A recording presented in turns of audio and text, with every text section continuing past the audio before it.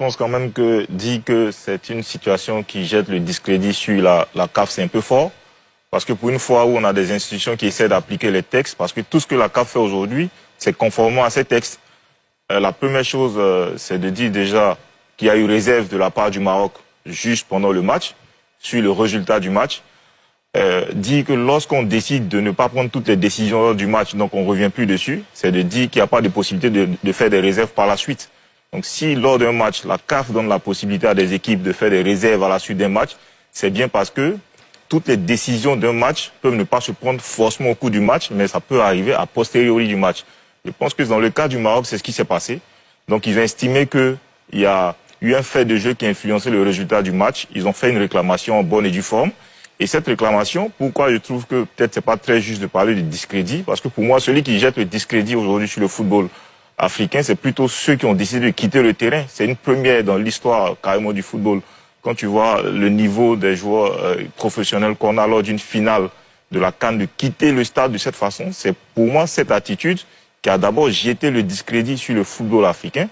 Donc c'est ce qu'il faut corriger aujourd'hui. Donc il y a une réserve. Ensuite, il y a une décision de la juridiction disciplinaire dans un premier temps. Et cette décision-là, elle a été acceptée par le Sénégal parce qu'elle était plutôt en sa faveur.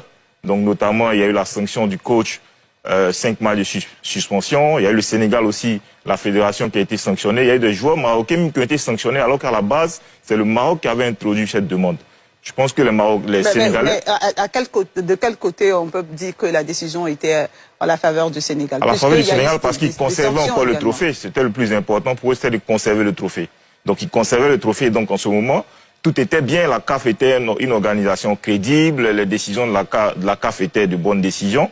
Mais lorsqu'ils savent très bien que dans les principes de recours au niveau de la CAF, après la juridiction disciplinaire, il y a l'étape suivante qui est la juridiction d'appel. Donc lorsqu'on n'est pas d'accord avec cette première décision, on a la possibilité de faire un appel.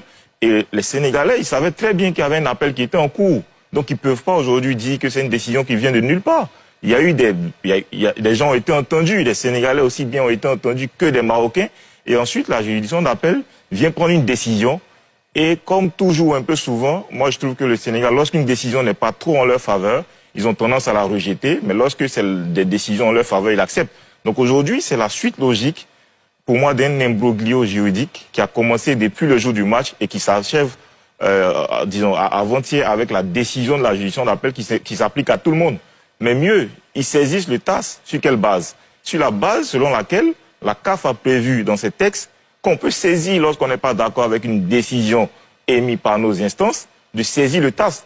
Donc tout ça, ça se fait d'un cadre juridique qui est bien encadré. Et pour moi, il n'y a aucun discrédit au niveau de la CAF. On peut leur reprocher pas mal de choses. Mais sur ces faits, ils ont juste appliqué des règles de droit.